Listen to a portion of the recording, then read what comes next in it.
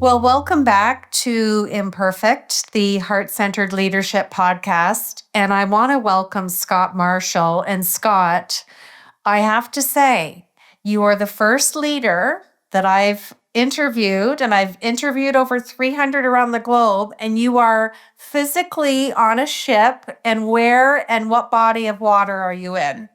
We are on the Atlantic Ocean, just off the coast of Spain, heading to A Coruña, which is on the north side of Spain.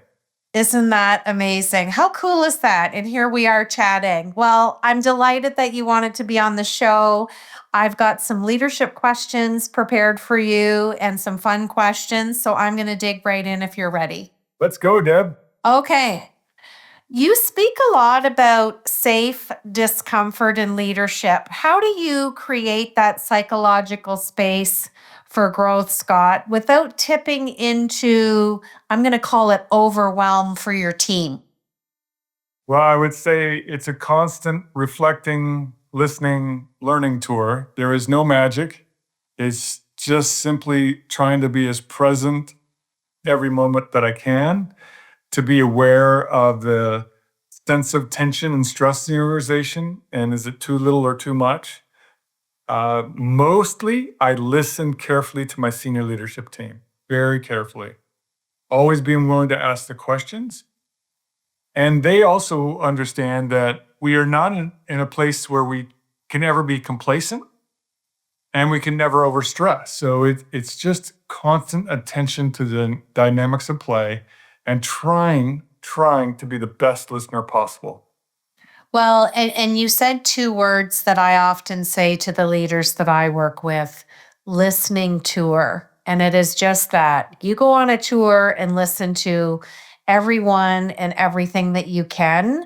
And your superpower is silence and the ability to be present. That's so powerful, Scott. I love that. Okay, my second question, what has cross-cultural leadership taught you about humility and heart-led decision-making? So those are two interesting points. What is it about humility? And what was the second one? So I get them both? And heart-led decision-making. Heart-led decision-making, yeah. So first of all, humility. So the more you interact across cultures, the more you should realize that humanity has the same foundation and only varies on the surface. And you have to bring your own humility to those interactions to be able to go below the surface and connect at the humanity level. If you don't bring humility, then you are prone to judging, you're prone to your bias, and you will never really connect at that human level. That is the core to humility, and it's the core to interacting across cultures, but it's also the core to working with anybody, is really understanding that whatever you perceive up front simply is not a representation of the whole person. And so you have to be willing to ask, you have to be willing to listen. And so that's true in a different country or culture, and it's certainly true in any workplace. In terms of making hard decisions, so there's so many ways to begin to address that question. I would probably start with, particularly if you grew up in a country that maybe you weren't aware of had privilege, but you realized by traveling has extraordinary privilege. And I don't mean you've acquired great wealth. I just mean that you have running water at the tap, you have electricity that is steady, you have generally streets that are paved. You just come up with a sense of, we have to be able to show up and guide and make the hard decisions with purpose, because we come from a place where we have a deep responsibility to do the right thing. And the right thing oftentimes involves hard decisions. Hopefully I came around. It does. And I love the balance there, the gratitude we can have on a foundational level for basically what you just said, Maslow's hierarchy of needs. Like if we have our basic needs met, but again, it's going back to what you said about listening tours. And in this question with humility, and we only see the people at the surface, and a good leader, a heart-centered leader, an imperfect leader will know those beautiful heart-led questions to ask within, the trifecta of trust and rapport and making sure that they are providing that psychological safe environment. And it's a bit of a juggle, but I think it's a honed skill that heart-centered leaders do, and you only get better over time, and it's something that's slow and patient. Yeah. Do you mind if I give you a recent example? Absolutely. Yeah, please. Yeah. So we became pretty much remote through the pandemic and have stayed fairly remote as an organization, which is new in the history of the organization. So now we do 2 all-staff gatherings in Fort Collins, Colorado, where our home base is. Just prior to coming to the voyage and being on the ship, we had one of our all-staffs. And I think a lot about what my opening comments will be. I have plenty of time, so I can organize that. But I also know that I'm going to be closing the all-staff. And that has to be based on everything I hear and see and sense overall during the 4.5 days. And that it has to be to the core of your work. It has to be heart-centered and it has to be authentic, because you can't go through 4.5 days with your entire organization and just make something up. You have to show that you've been present and you've listened, and you want everybody to leave and go back to their home offices, wherever they reside, with a sense that the leader, the top leader of the organization, does care about you and the organization. In this remote environment, I think that can be more difficult. It can be more difficult to do listening tours. It can be more difficult to give people a sense of your authentic self. So those are precious moments. Those moments where you can't practice it. You can't script it. Yeah, Gotta show up and speak from your heart. absolutely. Great point. In the moment. Yeah, And people know when you're not. 100%. 100%. Okay, my third question is, how do you balance the weight of making executive decisions with trying to stay human yourself, be present, and have all those values aligned when you look at yourself as a leader? Um, One thing I would make sure people are aware. So there's always people who say, I want that job, I want that. And it's hard. Don't anybody ever fool you that, oh yeah, I got it, I got the job and it's easy. And it's hard and it's fatiguing. And you have to have a foundation of core values. You have to have a foundation yourself where you know how to take care of yourself, so that when you're faced with difficult decisions that are heart-centered, you're positioned to do them, right? Um, we went through the pandemic as an organization that basically earned no revenue for 2 years. I had to make super hard decisions. And I will always carry those decisions with me, because when you're doing a layoff, it should be the hardest decision you make. If you're in a position like I'm in and it's not the hardest decision you make, then you shouldn't be in the position. Yeah. And those decisions don't come lightly. No. And it's that opportunity, and we could do a whole show on this, on where you have to exercise that assertive leadership for the greater good of the organization, but it still can be done in a beautiful, heart-centered way. Yeah, it has to be. It has to be, and it's because it's not a fun thing to do. No. And our employment laws are such that they are, and in many ways they're really important, but it makes it hard in the moment to show up heart-centered, because you have all of the surrounding laws. Got all the extrinsic heavy. Yeah. Yeah. But you also know what that person's going to feel like after the news. Yeah. And that's what keeps it heart-centered. I love that. Okay, my last question for leadership. So, in over 60 years of Semester at Sea, many leaders have left their mark. What legacy do you want to leave through your leadership for Semester at Sea? I love the legacy question. I love it. And I'll tell you why. Because I've seen a lot of people who think legacy for them means something profoundly different than it means for me. Legacy is about the people for me. So I can't promise you that I'm going to make this place the most profitable it's ever been. I can't promise you that it's going to have a global brand that everybody admires. Like, yes, those are goals. But I promise you that I'm going to tend to the relationships as best I can because the legacy exists in the relationships. Yeah. And when I draw my last breath, my hope is that in some way, and I can't imagine how it is, but in some way, people reflect on the relationship that we had as positive, Absolutely. as contributing somehow to their own personal and or professional welfare. I join you in that legacy, and I add that I hope I leave more heart-centered leaders when I go than when I started doing all this work. So beautiful. Okay, I'm going to switch to my fun questions. So our listenership, which we're proud to tell you is in 87 countries, gets to know you a little bit. Yeah. Okay, first question.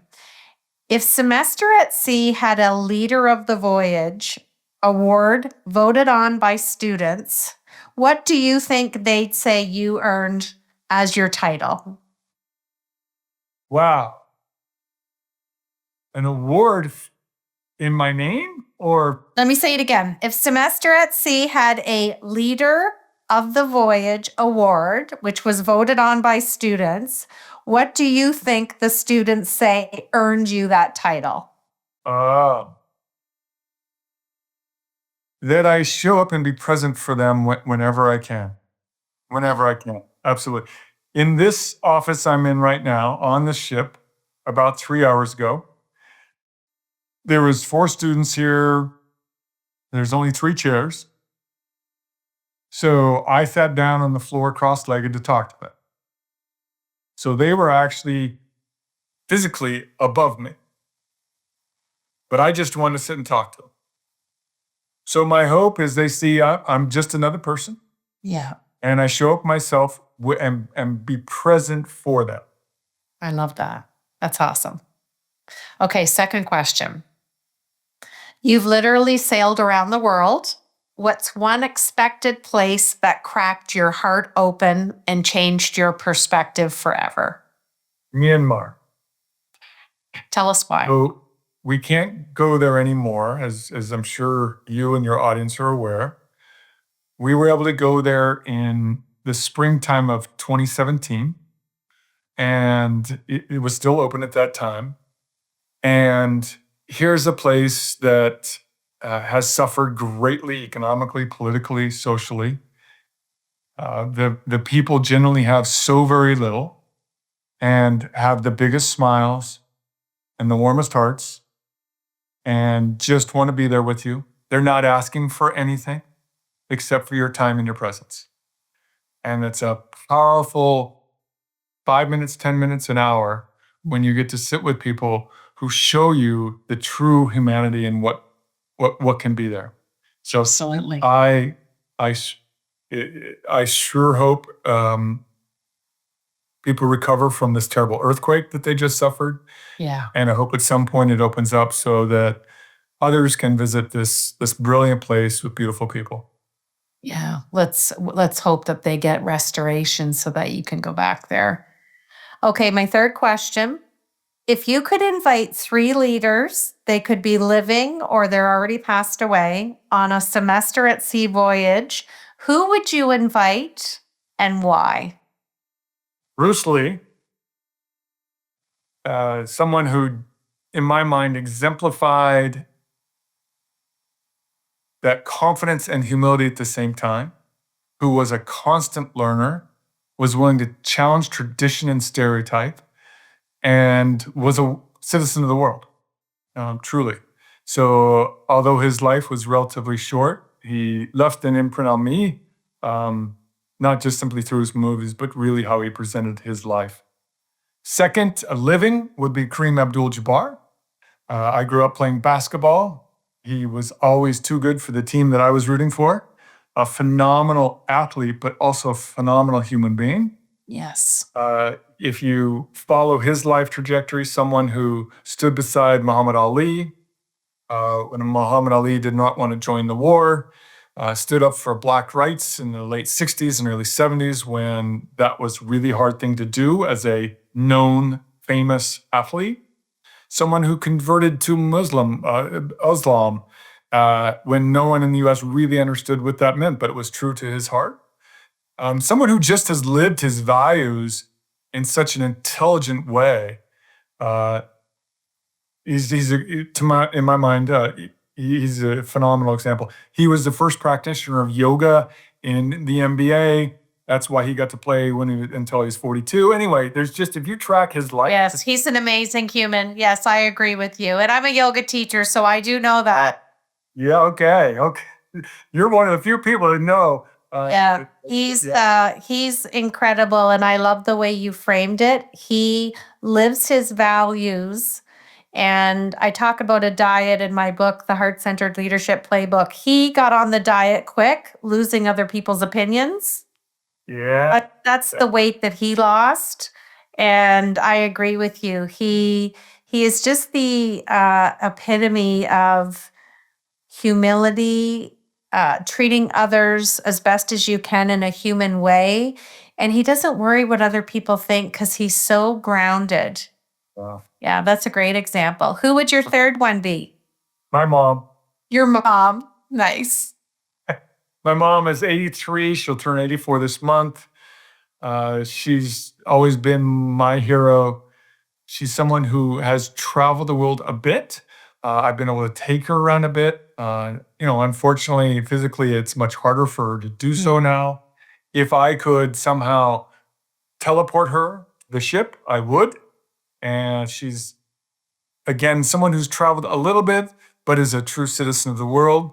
Someone who accepts people no matter their political leanings, no matter what. She's about the community, about the neighbors, about caring for humans. She's just exemplified that her whole life. And I would love to have her on the ship with me. That's lovely. Okay, my last fun question is, what's something your kids learned on the voyage that surprised you or perhaps changed your view as a parent and a leader? Well, we have 2 kids. And for anybody who's got more than one is not like the other. So, what did I do? Even though you raised them the same. Yeah. Thank deep pool, thank parents, but 2 very different kids. Love them both dearly. They are 3.5 years apart, both boys. The older one is generally more extroverted, very gregarious. The other one quieter, more reserved. And the thing that is extraordinary that happened as a consequence of the voyage is they're both just naturally worldly. What I mean by that is they just see the kaleidoscope very naturally. There's no moment of hesitation in understanding the variety of the world and its nuance. And you kind of say, well, you took them on a ship, you showed them, 10 countries and this and that. Of course. Well, you don't know what's really going to be the outcome. You just know you want to go on the adventure together. And you can see it show up, with their peer groups that maybe haven't had such a privilege, such an opportunity, who maybe just aren't as quick to see the kaleidoscope, the variety, the brilliance. And they just have it, both of them, as different as they are. Wasn't necessarily expected, but in hindsight, we can understand it. And it's a wonderful attribute that I appreciate in them both. Well, Scott, it's been so lovely to get to meet you and hang out with you on your ship. And we've got your bio and all your social links below in the podcast episode description. And I'm going to have you close out the show by finishing this sentence for me. Heart-centered leadership is Showing up with your heart forward, your purpose true, and no facade.